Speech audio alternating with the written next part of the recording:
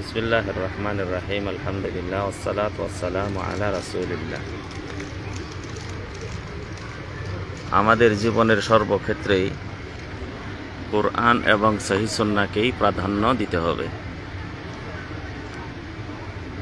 আল্লাহ রাব্বুল আলামিন বলেন, ইন্নাল্লাযীনা আমানু ওয়া আমিলুস সালিহাতি কানাত লাহুম জান্নাতুল ফিরদাউসি নুজুলা। অর্থাৎ যারা ঈমান এনেছে এবং সৎকর্ম সম্পাদন করেছে তাদের জন্য জান্নাতুল ফেরদাউসে মেহমানদারির ব্যবস্থা আল্লাহ রাব্বুল আলামিন করে রেখেছেন। তাদের জন্য জান্নাতুল ফেরদাউসের বাসস্থান। ঈমান সাথে সৎকর্ম, আর সৎকর্ম যেটি হলো কোরআন এবং সুন্নাহ অনুযায়ী হবে। যেটি কোরআন এবং সুন্নাহ অনুযায়ী হবে সেটি হলো সৎকর্ম। তো আমাদেরকে জীবনের সর্বক্ষেত্রেই কোরআনুল কারীম এবং সহিহ সুন্নাহ, যা সহিহ সূত্রে প্রমাণিত, সেই অনুযায়ী আমাদের জীবন পরিচালনা করতে হবে। তা সালাত হোক, সালাত আদায়, সিয়াম পালন, যাকাত প্রদান, হজ সম্পাদন।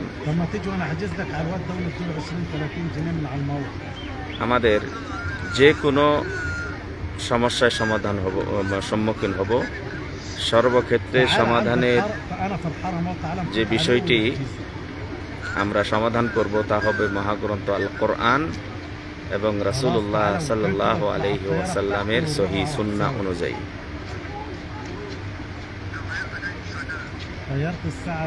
আল্লাহ নবী সাল্লাল্লাহু আলাইহি ওয়াসাল্লাম বলেন,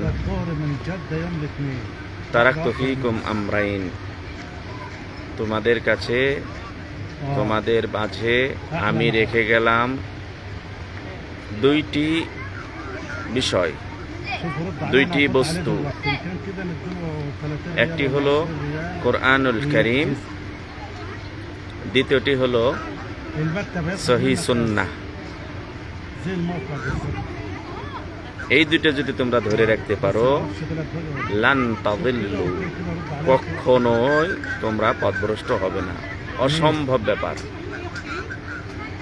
তোমরা যদি এই দুইটাকে যদি আঁকড়ে ধরতে পারো, তাহলে তোমাদের পথভ্রষ্ট হওয়াটা হবে অসম্ভব ব্যাপার। কখনোই কশ্চিনকালেও তোমরা পথভ্রষ্ট হবে না। একটি হলো আল্লাহর কিতাব, আর একটা হলো আমার সুন্নাহ, রাসূল সাল্লাল্লাহু আলাইহি সাল্লামের সুন্নাহ।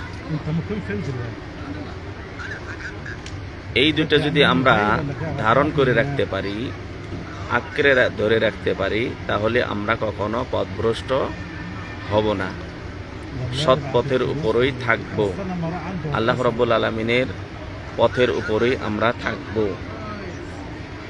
তো এটা আমাদেরকে লক্ষ্য রাখতে হবে, যাতে করে আমরা দুনিয়ায় শান্তি এবং আখিরাতে যেন মুক্তি পাই। তো সহিহ সুন্নাহকে আঁকড়ে ধরে রাখার জন্য আমাদেরকে সর্বক্ষেত্রে এবং সর্ববিষয়ে এবং সার্বক্ষণিকভাবে আমাদেরকে চেষ্টা করতে হবে এবং লক্ষ্য রাখতে হবে, আমি যে জীবন ধারণ করছি, জীবনের যে সমস্যার সমাধানগুলি আমরা করছি, তা ব্যক্তিগত হোক অথবা আমার পারিবারিক হোক অথবা আমাদের সামাজিক হোক, যে কোনো বিষয় আমরা যে সমাধান করছি তা রাসূল সাল্লাল্লাহু আলাইহি ওয়াসাল্লামের সহিহ সুন্নাহ অনুযায়ী আমরা করছি কিনা। আমরা যদি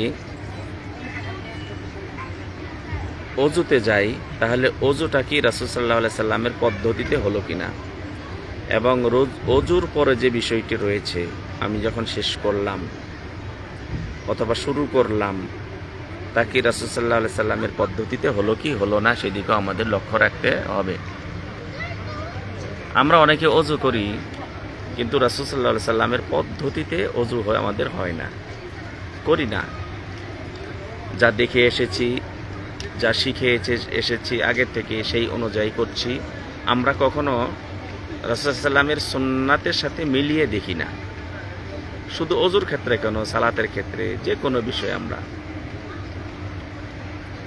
অজুতে আমরা অনেক কিতাব পাইবেন যেখানে লেখা আছে প্রতিটি অঙ্গ ধোয়ার সময় এক একটি দোয়া, তা রাসূল থেকে প্রমাণিত নয়। বিসমিল্লাহ বলে শুরু করবেন এবং শেষ করবেন, শেষের পরে একটি দোয়া রয়েছে, এই দোয়াটা আপনি যদি পাঠ করেন, রাসূল সাল্লাল্লাহু আলাইহি সাল্লাম আপনার জন্য সুসংবাদ দান করেছেন। রাসূল সাল্লাল্লাহু আলাইহি সাল্লাম বলেন, যে ব্যক্তি সুন্দর করে ওযু করলো, অর্থাৎ তার পদ্ধতি অনুযায়ী, তার সুন্নাহ অনুযায়ী যদি কেউ ওযু করে, ওযুর পরে যদি এই দোয়াটা পাঠ করে, আপনি দোয়া বলতে পারেন, জিকির বলতে পারেন, আশহাদু আল্লা ইলাহা ইল্লাল্লাহু ওয়াহদাহু লা শারীকা লাহু ওয়া আশহাদু আন্না মুহাম্মাদান আবদুহু ওয়া রাসূলুহু। যদি এই দোয়াটা পাঠ করে, রাসূলুল্লাহ সাল্লাল্লাহু আলাইহি সাল্লাম বলেন তার জন্য জান্নাতের 8টি দরজা খোলা থাকবে। তার জন্য জান্নাতের 8টি দরজায় খোলা থাকবে, যে কোনো দরজা দিয়ে সে প্রবেশ করতে পারবে, তার ইচ্ছাধীন। আল্লাহ রাব্বুল আলামিন তাকে ইচ্ছা দিন রেখেছেন।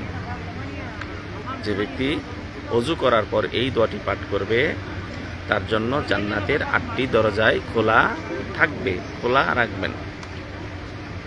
এই যে ফজিলতটি থেকে আমরা অনেকেই বঞ্চিত।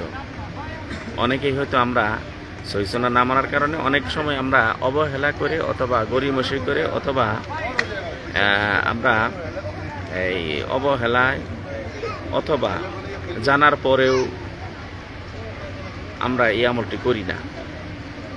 তো যদি রাসূল সাল্লাল্লাহু আলাইহি সাল্লামের সুন্নাতকে যদি আমরা পালন করি, তাহলে দেখেন ওযুর ব্যাপারে, ওযু যদি আপনি রাসূলের পদ্ধতিতে করার পরে রাসূল কর্তৃক নির্দেশিত এই দোয়াটি পাঠ করেন তার জন্য, তাহলে আপনার জন্য জান্নাতের 8টি দরজায় খোলা রাখবেন।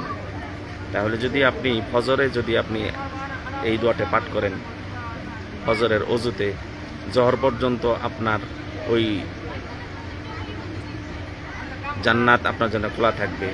এইভাবে প্রত্যেক ওযুর পর যদি, প্রত্যেক সালাতের যখন ওযু করবেন, তখনই যদি আপনি এই দোয়াটি পাঠ করেন, আপনার জন্য এই ফজিলতটি আপনি পাচ্ছেন। তেমনিভাবে আমরা যখন সালাত আদায় করব, সালাতটাও যদি রাসূল সাল্লাল্লাহু আলাইহি সাল্লামের পদ্ধতি যদি হয়, সালাতটাও যদি রাসূল সাল্লাল্লাহু আলাইহি সাল্লামের পদ্ধতিতে যদি হয়, আর সালাতের আগের যে বিষয়টি সেটি যদি রাসূলের পদ্ধতিতে যদি আপনি ওযু করে সেই পদ্ধতিতে যদি মসজিদে যেতে পারেন, তাহলে প্রতি কদমে আপনার জন্য সওয়াব রয়েছে, প্রতি কদমে সওয়াব রয়েছে। আমরা যদি লক্ষ্য করি, জুমআর দিন অনেকেই আমরা জুমআর দিনে গড়িমসি করে অনেক পরে যাই, খুতবা শুরু হওয়ার আগে, খুতবা শুরু হওয়ার পরে, অথবা কোনো রকম গিয়ে সালাত আমরা আদায় করি বা ধরি। কিন্তু এক্ষেত্রে রাসূল সাল্লাল্লাহু আলাইহি সাল্লামের যে সহিহ যে পদ্ধতি রয়েছে, সেটি হলো রাসূল সাল্লাল্লাহু আলাইহি সাল্লাম বলেন, কেউ যদি জুমআর দিনে পবিত্রতা অর্জন করে এবং সকাল সকাল মসজিদে যায়, মসজিদে যদি হেঁটে যায় এবং ইমাম সাহেবের কাছাকাছি বসে এবং চুপ থাকে এবং ইমাম সাহেবের খুতবা যদি শ্রবণ করে, এই বিষয়গুলি কেউ যদি লক্ষ্য রাখে, তাহলে আল্লাহ নবী সাল্লাল্লাহু আলাইহি সাল্লাম বলেন তার প্রতি কদমে 1 বৎসরের প্রতি কদমে 1 বৎসরের রোজা রাখার সওয়াব এবং রাত্রি জেগে ইবাদতের করার সওয়াব সে প্রতি কদমে পেয়ে যাবে। তো 1 বৎসর সিয়াম এবং 1 বৎসর কিয়ামের সওয়াব আল্লাহ তাআলা তার আমলনামায় লিখে দিবেন প্রতি কদমে। তাহলে আপনার বাড়ি যদি 200 কদম দূরে হয়, তাহলে 200 বৎসর সিয়াম এবং কিয়ামের সওয়াব আপনার আমলনামায় লিখে দেওয়া হবে। তাহলে সুন্নাহ যদি আমরা আমল করি, সুন্নাহ যদি আমরা পালন করি, তাহলে আমাদের সওয়াব, প্রতিফল কত হাজার হাজার গুণে বৃদ্ধি পাচ্ছে, কত হাজার হাজার গুণে বৃদ্ধি পাচ্ছে। তো এই জন্য আমরা রাসূল সাল্লাল্লাহু আলাইহি সাল্লামের সহিহ সুন্নাহকে আমরা সার্বক্ষণিকভাবে আমরা কি করব, প্রাধান্য দিব এবং সার্বক্ষণিকভাবে চেষ্টা করব আমরা রাসূল সাল্লাল্লাহু আলাইহি সাল্লামের সহিহ সুন্নাহকে আমরা প্রাধান্য দেওয়ার, বা সেই অনুযায়ী আমরা আমাদের জীবনকে পরিচালনা করব। যেমনিভাবে আমরা কোরআনুল কারীমকে আমরা জীবনে প্রাধান্য দিব সার্বক্ষণিকভাবে। আমি যখন সকালবেলা জাগ্রত হব, জাগ্রতটাও হবে আমার কোরআন এবং সহিহ সুন্নাহ অনুযায়ী। রাসূল সাল্লাল্লাহু আলাইহি সাল্লাম এক্ষেত্রে কি আদর্শ আমাদের জন্য রেখেছেন, ওইভাবে আমি জাগ্রত হব। জাগ্রত হওয়ার পর রাসূল সাল্লাল্লাহু আলাইহি সাল্লাম যে দোয়াটি পাঠ করেছেন সেই দোয়াটি আমি পাঠ করব। রাসূল সাল্লাল্লাহু আলাইহি সাল্লাম যেভাবে সর্বপ্রথম ওযুর আগে আমাকে হাত ধৌত করতে বলেছেন সেইভাবে হাত ধৌত করব। এবং রাসূল সাল্লাল্লাহু আলাইহি সাল্লাম আমাদের যেভাবে আমাদেরকে ওযু করতে বলেছেন এবং ওযুর পরে যে কাজটি করতে বলেছেন সেই কাজটি আমরা সেই পদ্ধতিতে যদি আমরা করি, তাহলেই আপনার সকাল আপনার জন্য ধন্য হবে, সকাল আপনার জন্য সুখময় হবে, সাফল্যময় হবে। এভাবেই সারা দিন যদি আমি রাসূল সাল্লাল্লাহু আলাইহি ওয়াসাল্লাম খাদ্য গ্রহণ থেকে শুরু করে, ব্যবসা থেকে শুরু করে, কৃষিকাজ থেকে শুরু করে, মানুষের সাথে লেনদেন মুআমালা যেগুলি রয়েছে সেগুলি শুরু করে প্রতিটি ক্ষেত্রে যদি আমি রাসূল সাল্লাল্লাহু আলাইহি সাল্লামের সুন্নাহকে যদি আমি প্রাধান্য দেই, সহিহ সুন্নাহকে যদি প্রাধান্য দেই, এইভাবে যদি সারা দিন আমি কাটিয়ে দেই এবং যখন আমি ঘুমাতে গেলে যদি রাসূলুল্লাহ সাল্লাল্লাহু আলাইহি ওয়াসাল্লামের পথ এবং পদ্ধতি যদি আমি অবলম্বন করি, তাহলে আপনার ঘুমটাও হবে ইবাদতে পরিগণিত হবে। রাসূল সাল্লাল্লাহু আলাইহি সাল্লাম বলেন, কেউ যদি এশার সালাত জামাতের সাথে আদায় করে যদি ঘুমিয়ে যায়, তাহলে অর্ধরাত্রি জেগে ইবাদত করার সমতুল্য সওয়াব আল্লাহ তাআলা দান করবেন।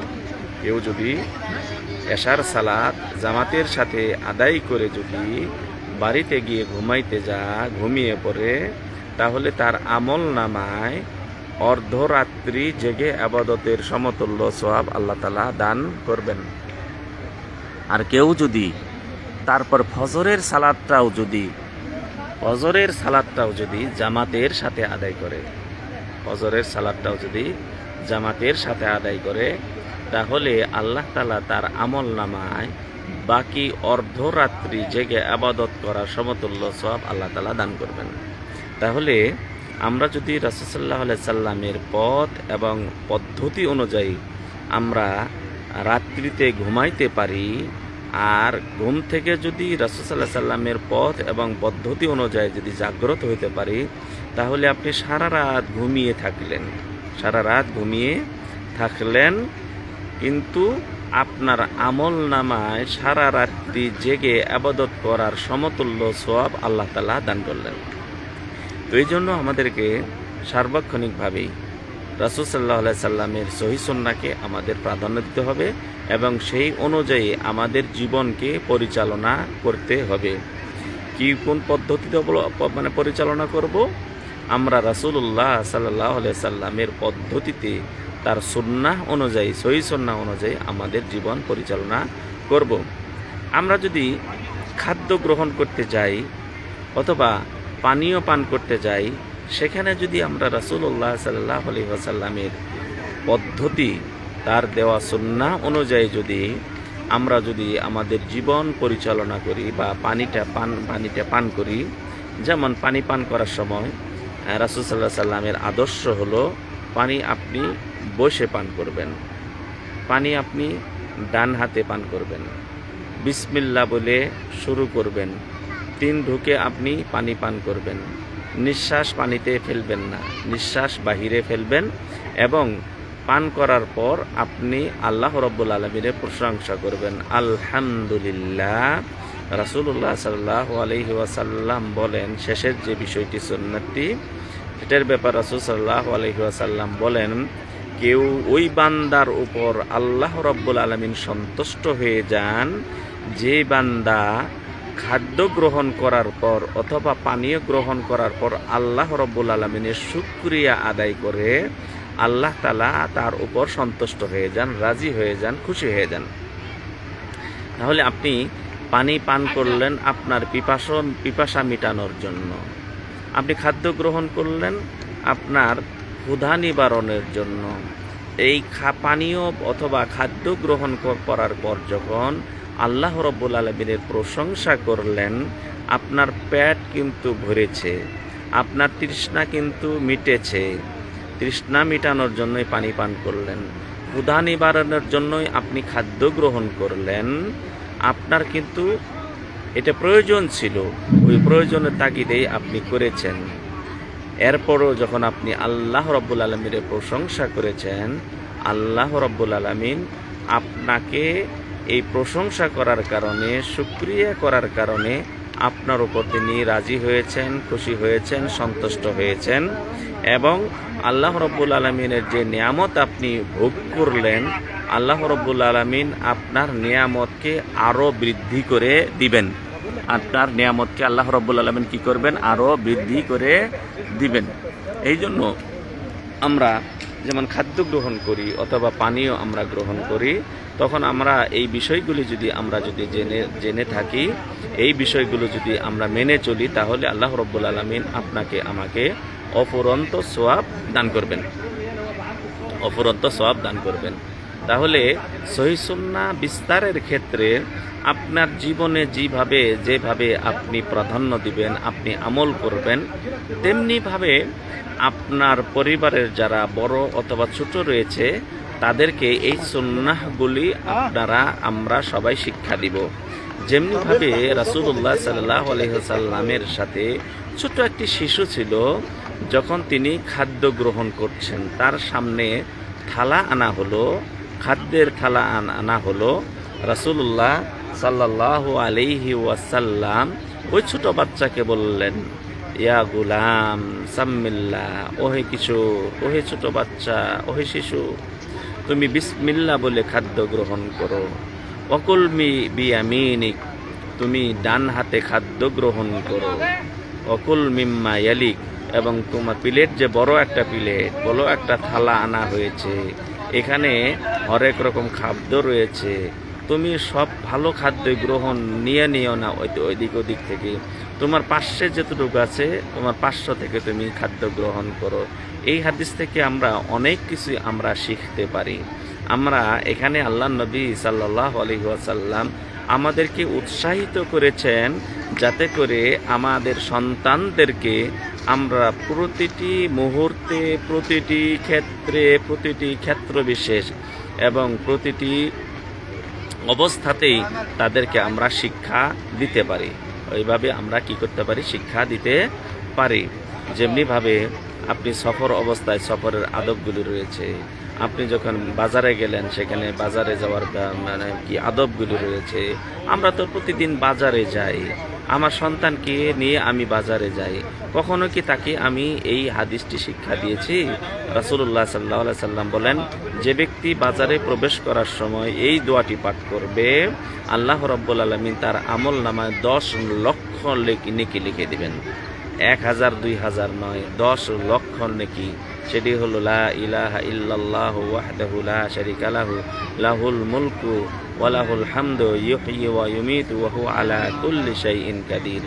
যে হাদিসটি ইবনে মাজার সর্বশেষ হাদিসটি। রাসূল সাল্লাল্লাহু আলাইহি সাল্লাম বলেন, কেউ যদি বাজারে প্রবেশের সময় এই দোয়াটি পাঠ করে, তাহলে তার আমল নামায় 10 লক্ষ নেকি লিখে দেওয়া হবে। আমরা ছোট বাচ্চাদেরকে নিয়ে, শিশু সন্তানদেরকে নিয়ে, কিশোরদের নিয়ে আমরা বাজারে যাই, তখন কি আমরা বাজারে প্রবেশের সময় কি আমরা এই দোয়াটি পাঠ করি? এবং যদি পাঠ করে থাকি, আমার ছোট বাচ্চাটাকে, ওই কিশোরটাকে আমি কে শিক্ষা দিয়েছি? যদি আপনি শিক্ষা দিয়ে থাকেন, এই শিক্ষা অনুযায়ী ওই সন্তান যদি আমল করে থাকে, তাহলে সে আমল করে যত সওয়াব পাবে, প্রত্যেকবার তার আমল নামায় যদি 10 লক্ষ নেকি লিখে দেওয়া হয়, আপনার আমল নামাও 10 লক্ষ নেকি লিখে দেওয়া হবে।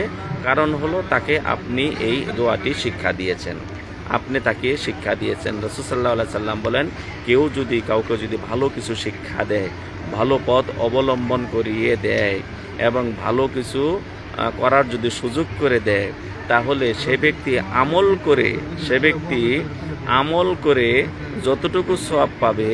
আর আপনি যে আপনি কি করেছিলেন, আপনি যে তাকে শিক্ষা দিয়েছেন, শিক্ষা দেওয়ার কারণে আপনার আমল নামাও ততটুকু নেকি লিখে দেওয়া হবে, কিন্তু তার নেকি কিন্তু কম করা হবে না।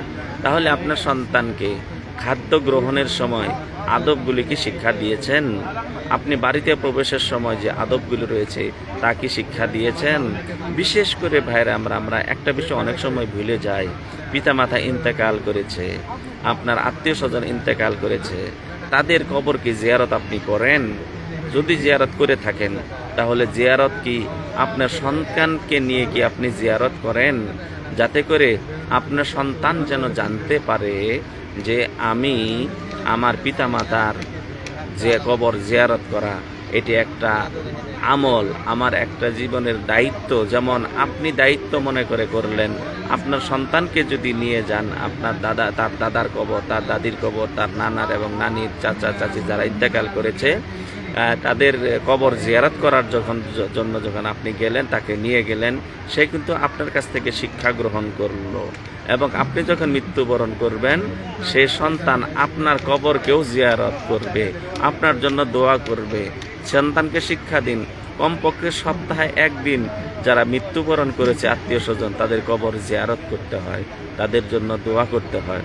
আপনি যখন সালাত আদায় করেন, আপনার পিতামাতার জন্য কি আপনি দোয়া করেন, রাব্বির হামহুমা কামা রাব্বায়ানি সাগীরা? আপনি কি আপনার সন্তানের সামনে দোয়া করেছেন? সন্তানকে কি শিক্ষা দিয়েছেন? যদি শিক্ষা দিয়ে থাকেন, তাকে যদি দেখিয়ে থাকেন, তাকে যদি দেখিয়ে যদি আমলটি করে থাকেন, তার সামনে যদি আমল করেন, তাহলে সেও শিক্ষা গ্রহণ করবে। আপনি মৃত্যুবরণ করবেন, আপনার সন্তান আপনার কবর জিয়ারত করবে। আপনার সন্তান আপনার মৃত্যুবরণ করার পর আপনার জন্য দোয়া করবে, রাব্বির হামহুমা কামা রাব্বায়ানি সাগীরা। তাহলে রাসূল সাল্লাল্লাহু আলাইহি সাল্লাম যে আমাদেরকে আদর্শ রেখে গেছেন, সেই আদর্শগুলি যদি আমরা আমল করি, তাহলে দুনিয়াতে যেমন আমরা উপকৃত হব, তেমনিভাবে মৃত্যুর পরেও আমরা উপকৃত হব। কেননা মৃত্যুর পর আপনার সন্তান আপনার জন্য দোয়া করবে, মৃত্যুর পর আপনার সন্তান আপনার জন্য কবর জিয়ারত করবে। তেমনিভাবে আপনি যখন দান খয়রাত করেন, কখনো কি আপনি দান খয়রাত করেছেন আপনার পিতামাতার নামে? আপনার পিতামাতার নামে কি একটি কোরআন ক্রয় করে মাদ্রাসা মসজিদে দিয়েছেন? আপনার পিতামাতার নামে কি একজন এতিমকে আপনি খরচ চালিয়ে শিক্ষা দিয়েছেন? আপনার পিতামাতার নামে আপনি কি কোনো মসজিদে দান খয়রাত করেছেন, অথবা মাদ্রাসায় দান খয়রাত করেছেন, অথবা সমাজ কল্যাণমূলক কিছু দান খয়রাত করেছেন? আর এটির দান খয়রাত যদি আপনার সন্তানকে সাথে নিয়ে যদি করান, আপনার সন্তান আপনার সাথে থাকলো, সেই তার সাথে নিয়ে যদি আপনার পিতামাতার জন্য দান খয়রাত করেন, আত্মীয় স্বজন যারা মৃত্যুবরণ করেছে তাদের জন্য যদি দান খয়রাত করেন, তাহলে আপনার সন্তানও জানতে পারলো পিতামাতার জন্য দান খয়রাত করতে হয়, পিতামাতার জন্য দান খয়রাত করতে হয়, পিতামাতার জন্য দান খয়রাত করতে হয়, এবং পিতামাতার জন্য দান খয়রাত করতে হয়। এবং তাহলে আপনি যদি পিতামাতার জন্য যদি আপনি দান খয়রাত সন্তানকে যদি শিক্ষা দেন, তাহলে আপনার মৃত্যুবরণ করলে আপনার সন্তান আপনার জন্য দান খয়রাত করবে, আপনার জন্য কুরআনুল কারীম ক্রয়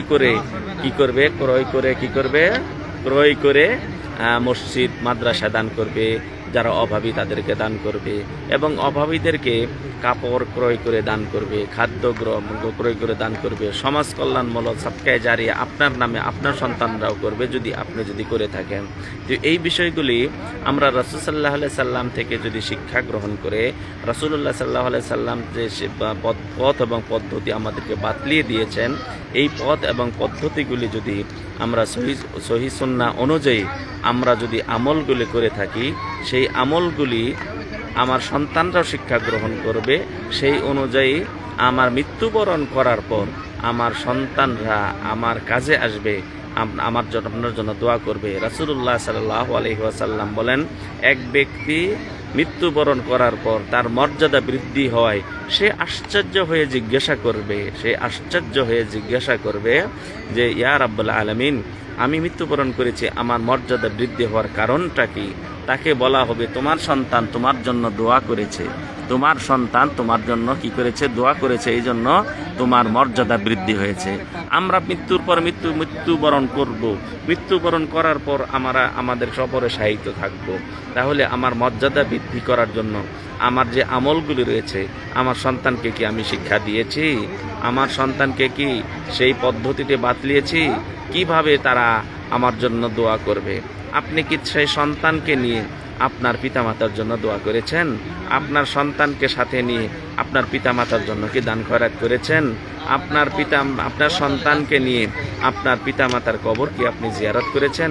যদি করে থাকেন, আপনার সন্তানও আপনার থেকে শিক্ষা গ্রহণ করেছে এবং সেই অনুযায়ী আপনার জন্য তারা দোয়া করবে, দান খয়রাত করবে এবং কবরও জিয়ারত করবে। তাই আসুন আমরা রাসূল সাল্লাল্লাহু আলাইহি ওয়াসাল্লাম আমাদের যে মর্যাদা বৃদ্ধির জন্য, দুনিয়া এবং আখিরাতে মর্যাদা বৃদ্ধির জন্য যে সুন্নতের আমলগুলি আমাদের শিক্ষা দিয়েছেন, সেই আমলগুলি যেন আমরা যেভাবে আমরা করব এবং আমার সন্তানদেরকেও আমরা শিক্ষা দিব। যদি আমাদের সন্তানকে যদি শিক্ষা দিতে পারি, তাহলে আপনি মৃত্যুবরণ করার পরেও আল্লাহ রাব্বুল আলামিন আপনার মর্যাদা বৃদ্ধি করিয়ে দিবেন।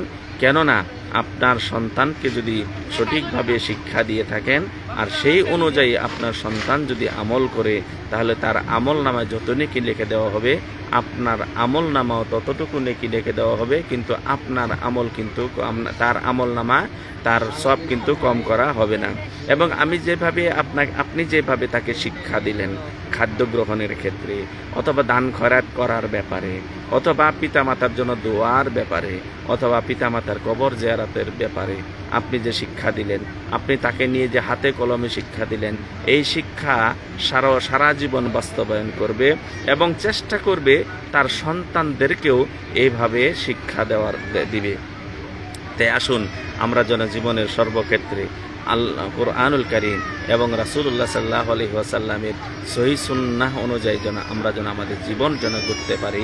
তাহলে আমাদের দুনিয়া এবং আখিরাত আমার জন্য সাফল্যময় হবে, আমার দুনিয়া এবং আখিরাত আমার জন্য সুখময় হবে। অনেকে আছে যে কবর জিয়ারতের সময় বিভিন্ন রকম পথ এবং পদ্ধতি অবলম্বন করে থাকে, কোরআন তেলাওয়াত থেকে শুরু করে আরও কত কিছু করে থাকে। এগুলিকে আসলে কি কাজে লাগবে? কাজে লাগবে যদি সহিহ সুন্নাহ অনুযায়ী যদি আপনার আমল হয়, আপনার জিয়ারতটা যদি সহিহ সুন্নাহ অনুযায়ী যদি হয়, আপনার রাসূল সাল্লাল্লাহু আলাইহি ওয়াসাল্লাম যেভাবে জিয়ারত করেছেন, জিয়ারতের এবং পদ্ধতি বাতলিয়ে দিয়েছেন, সেভাবে যতক্ষণ পর্যন্ত করবেন না, ততক্ষণ পর্যন্ত ওই জিয়ারতের সুফল আপনি পাবেন না। আপনার কবর জিয়ারত করবে আপনার সন্তানরা, সেখানে যদি কোরআন তেলাওয়াত করে, হুজুর ডেকে নিয়ে যদি 40 জন করে 400 মানুষও নিয়ে যদি দোয়া করে, সেই দোয়া যতটুকু উপকার না হবে, তার চেয়ে 100 গুণ উপকার বেশি হবে যখন আপনি কি করবেন? রাসূলুল্লাহ সাল্লাল্লাহু আলাইহি সাল্লামের পদ্ধতি অনুযায়ী আপনি কি করবেন? জিয়ারতটা করবেন। দান খয়রাত অনেকে আমরা করে থাকি। দেখেন, অনেকে মৃত্যুবরণ করার পরে 10টা গরু জবেহ করে পিতা মাতার জন্য কুলখানি করে থাকে, বাৎসরিক অনুষ্ঠান করে থাকে। সেটি কি কখনো কি কাজে লাগবে? সেটি কি রাসূল সাল্লাল্লাহু আলাইহি সাল্লামের পদ্ধতিতে রয়েছে? তা না করে যদি আপনার পিতামাতার জন্য 1 টাকাও যদি দান করেন, যা রাসূল সাল্লাল্লাহু আলাইহি সাল্লাম থেকে বর্ণিত রয়েছে, রাসূল সাল্লাল্লাহু আলাইহি ওয়াসাল্লাম থেকে সুসাব্যস্ত রয়েছে, সেইভাবে যদি 1 টাকাও যদি দান করেন, আপনার পিতামাতা যতটুকু সওয়াব পাবে, ওই যে আরেক ব্যক্তি 10টা গরু জবে করে খাওয়ালেও সেই সওয়াবটা পাবে না। তাই আসুন আমাদের জীবনের সর্বক্ষেত্রে আমি যেমন নিজে আমল করব সহিহ সুন্নাহ অনুযায়ী, কোরআন এবং সহিহ সুন্নাহ অনুযায়ী, তেমনিভাবে আমার সন্তানদেরকেও কোরআন এবং সহিহ সুন্নাহ অনুযায়ী তাদের জীবন গড়ার ক্ষেত্রে আমরা সহযোগিতা করি, তাদেরকে শিক্ষা দিয়ে থাকি।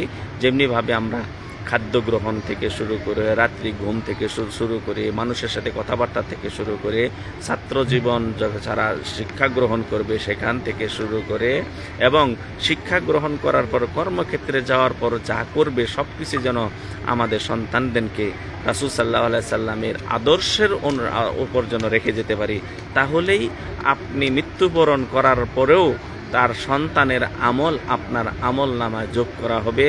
আপনার আমল নামায় তার আমল নামার যত সওয়াব রয়েছে ততটুকু সওয়াব আপনার আমল নামাও লিখে দেওয়া হবে এবং তার যে দোয়া এবং তার যে আমল, তার যে দান খয়রাত, এই দান খয়রাতগুলি আপনার কাজে লাগবে এবং তার মাধ্যমেই আল্লাহ রাব্বুল আলামিন কবরেও আপনাকে আল্লাহ রাব্বুল আলামিন আপনার মর্যাদা বৃদ্ধি করে দিবেন। তাই আসুন আমরা যেমনিভাবে আমার যে জীবনের আমল রয়েছে এই আমলটি আমরা কোরআন এবং সহিহ সুন্নাহ অনুযায়ী করব, তেমনিভাবে আমার সন্তানদেরকে, আমার স্ত্রী, আমার আত্মীয় স্বজন যারা রয়েছে তাদেরকে এই কোরআন এবং সহিহ সুন্নাহ অনুযায়ী জীবন গড়ার জন্য আমরা উদ্বুদ্ধ করব এবং তাদেরকে আমরা শিক্ষা দিয়ে যাব, যাতে করে তাদের জীবনের প্রতিটি মুহূর্ত, প্রতিটি ক্ষেত্র যেন কোরআন এবং সহিহ সুন্নাহ অনুযায়ী তারা যেন আমল করে, সেই দিকে আমাদেরকে শিক্ষা দিয়ে যেতে হবে, সেই দিকে আমাদের কি করতে হবে, সেই অনুযায়ী আমাদেরকে জীবন পরিচালনা করতে হবে এবং চেষ্টা করে যেতে হবে। তাই আসুন আমরা আজ থেকেই শপথ গ্রহণ করি, প্রত্যয় গ্রহণ করি, যাতে করে জীবনের প্রতিটি ক্ষেত্রে কোরআন এবং সহিহ সুন্নাহকে আমরা প্রাধান্য দিয়ে এবং যেইভাবে রাসূল সাল্লাল্লাহু আলাইহি সাল্লাম শিক্ষা দিয়েছেন, নিজে আমল করেছেন, সমাজকে শিক্ষা দিয়েছেন, পরিবারকে শিক্ষা দিয়েছেন, নিজের সন্তানদেরকে শিক্ষা দিয়েছেন, ছোট বাচ্চাদেরকে শিক্ষা দিয়েছেন, সেভাবেই যেন আমরা যেন শিক্ষা দিতে পারি। আল্লাহ রাব্বুল আলামিনের কাছে দোয়া করি আল্লাহ রাব্বুল আলামিন আপনাদের আমাদের সবাইকে কবুল করুন। আসসালামু আলাইকুম ওয়া রাহমাতুল্লাহি ওয়া বারাকাতুহু।